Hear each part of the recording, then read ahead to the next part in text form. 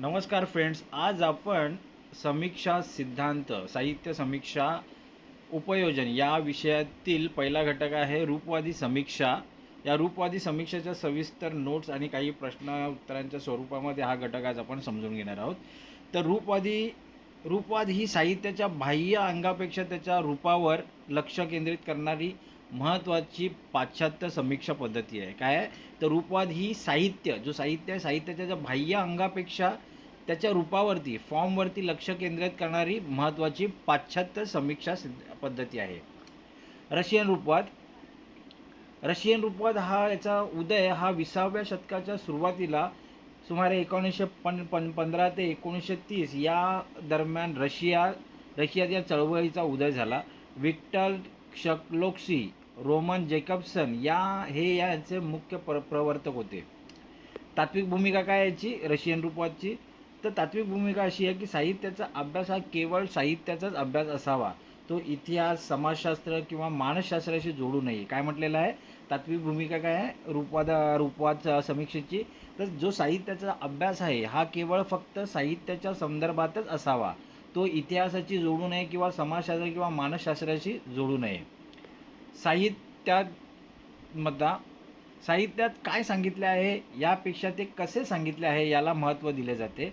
भाषेचा कल्पक वापर करून दैनंदिन भाषेचे विषयरूपीकरण करणे हे याचे लक्षण असते. ह्या रूपवाद समीक्षेचं महत्त्व काय किंवा लक्षण काय आहे? तर साहित्यात काय सांगितले आहे, साहित्यामध्ये काय सांगितलं आहे हे सांगण्यापेक्षा ते कसे सांगितले आहे, कोणत्या पद्धतीने, कशा लकवेने सांगितलेलं आहे याला महत्त्व दिले जाते. भाषेचा कल्पक वापर करून दैनंदिन भाषेचे विषयरूपीकरण करणे हे याचे लक्षण आहे. ह्या रूपवाद समीक्षेचे लक्षण आहे. नवसमीक्षा अँग्लो अमेरिकन रूपवाद.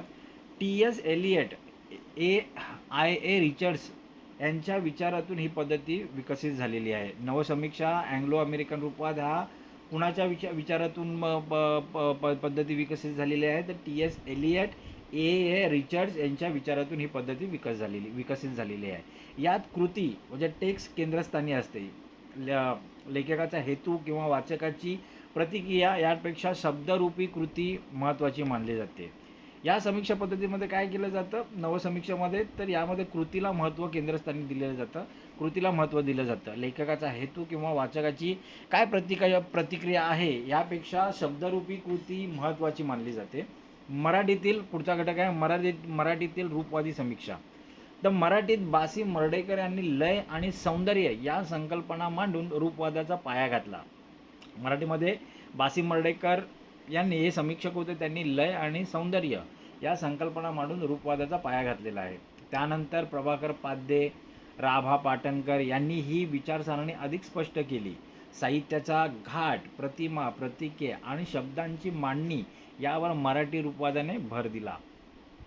पुढचा घटक आहे रूपनष्ट समीक्षा पद्धतीची वैशिष्ट्ये. साहित्य कृतीला एक स्वयंभू घटक मानणे, शब्दांची विशिष्ट रचना आणि त्यातून निर्माण होणारा रूपबंध स्ट्रक्चर तपासणे, अनुभव आणि अभिव्यक्ती यांचे अद्वैत मानणे ही रूपनिष्ठ समीक्षा पद्धतीचे वैशिष्ट्य आहेत. रूपनिष्ठ समीक्षेचे पद्धतीचे वैशिष्ट्य काय आहे? तर साहित्य कृतीला एक स्वयंभू घटक मानणे, शब्दांची विशिष्ट रचना आणि त्यातून निर्माण होणारा रूपबंध म्हणजे स्ट्रक्चर तपासणे, अनुभव आणि अभिव्यक्ती यांचे अद्वैत मानणे. आता काही प्रश्नांची उत्तरं आलेत ते पाहूया. प्रश्न पहिला, रूपबंध म्हणजे काय सांगून रशियन रूपवादाची तात्विक भूमिका स्पष्ट करा. प्रश्न काय? रूपबंध म्हणजे काय सांगून रशियन रूपवादाची तात्विक भूमिका स्पष्ट करा. रूपबंध म्हणजे काय? तर रूपबंध म्हणजे फ्रॉम, स्ट्रक्चर म्हणजे साहित्यातील आशयाची अशी विशिष्ट मांडणी ज्यामुळे त्या कलाकृतीला एक घाट प्राप्त होतो. रशियन रूपवादाची तात्विक भूमिका खालीलप्रमाणे आपण समजून घेऊया.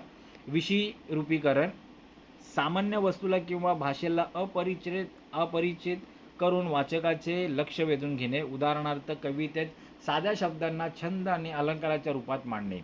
स्वायत्तता, साहित्याचा अभ्यास हा स्वतंत्रपणे करावा, त्याचा संबंध लेखकाच्या वैयक्तिक जीवनाशी जोडू नये.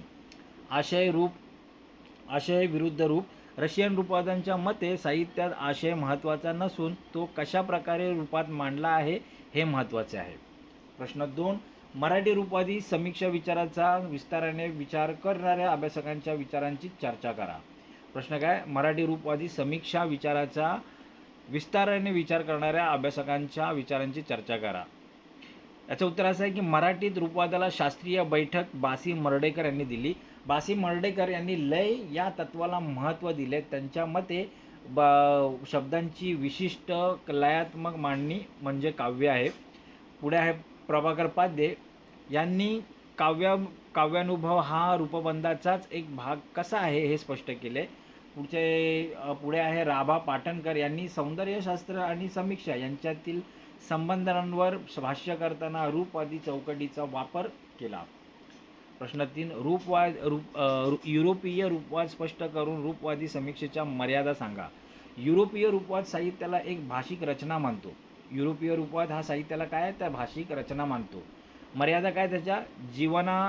जीवन विन्मुखता हा विचार साहित्याला मानवी जीवनापासून आणि समाजापासून तोडतो. केवळ तांत्रिक यात साहित्यातील भावनांपेक्षा तांत्रिक रचनेला उदाहरणार्थ अलंकार वृत्त यांच्या जास्त महत्त्व मिळते. रचनेला जास्त महत्त्व मिळते. मर्यादित व्याप्ती केवळ रूपवादाने साहित्यातील महान आशय किंवा वैश्विक सत्य पूर्णपणे समजून घेता येत नाही. हे याची मर्यादित व्याप्ती आहे. आता काही टिपा आल्या त्या पाहूया. रूपनिष्ठ समीक्षा पद्धतीचे तत्त्वे सांगा. रूपनिष्ठ समीक्षेची तत्त्वे काय आहेत? पद्धतीचे साहित्यकृतीला स्वतःचे अस्तित्व असते. ती लेखकाच्या मनाचा आरसा नसून ती एक स्वायत्त भाषिक रचना आहे. शब्दांची निवड, प्रतिमांची गुंफण आणि मांडणी ही या पद्धतीची प्रमुख तत्त्वे आहेत. रूपवादी समीक्षेच्या मर्यादा ही समीक्षा पद्धती साहित्याच्या सामाजिक बांधिलकीकडे दुर्लक्ष करते. साहित्याचा केवळ सांगाडा फॉर्म तपासताना त्यातील जिवंत मानवी अनुभव दुर्लक्षित होण्याची शक्यता असते.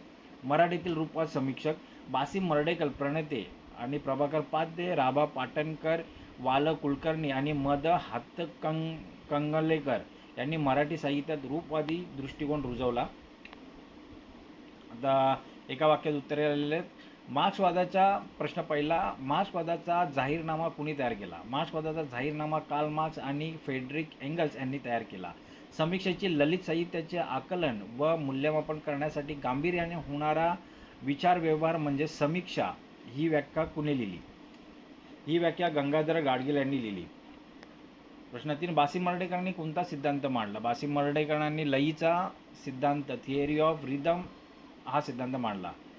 प्रश्न 4 क्लियंग बुक्स हे कोणत्या प्रवृत्तीचे समीक्षक होते? क्लियंत बुक्स हे नवसमीक्षा, न्यू क्रिटिसिझम किंवा रूपवादी प्रवृत्तीचे समीक्षक होते. प्रश्न 5 रशियन रूपवादाची कोणती 2 केंद्रे होती? मॉस्को लिंग्विस्टिक सर्कल आणि ओपोयाज सेंट पीटर्सबर्ग हे 2 केंद्रे होते. तर मित्रांनो, आज आपण एम ए मराठीतील सेमिस्टर 2 मधला साहित्य समीक्षा उपयोजन या विषयातील घटक पहिला रूपवादी समीक्षा याचे आज आपण थोडक्यात माहिती मिळवलेली आहे. काही प्रश्न उत्तरी स्वरूपामध्ये हा घटक समजून घेण्याचा प्रयत्न केलेला आहे. हा घटक चांगल्या प्रकारे समजून घेण्यासाठी हा व्हिडिओ तुम्ही वारंवार पहा, जेणेकरून या घटकाचे मुद्दे तुम्हाला चांगल्या प्रकारे समजतील. तर आज आपण इथेच थांबूयात. धन्यवाद.